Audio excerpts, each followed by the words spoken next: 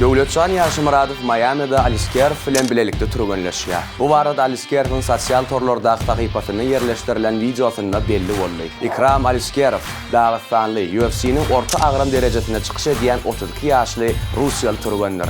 Ol seweş sambat boýunça halkara derejeli sport ustadydyr. Onuň sport ýoluna hatawyna 16 ýeňiş we 2 ýeňiliş bar. Aliskerow soňky tutuluşyny 2025-nji ýylyň 27-nji aprelinde geçirip Braziliýaly Andre Muniz'i 1-nji raundda teknik knockout arkaly ýeňdi.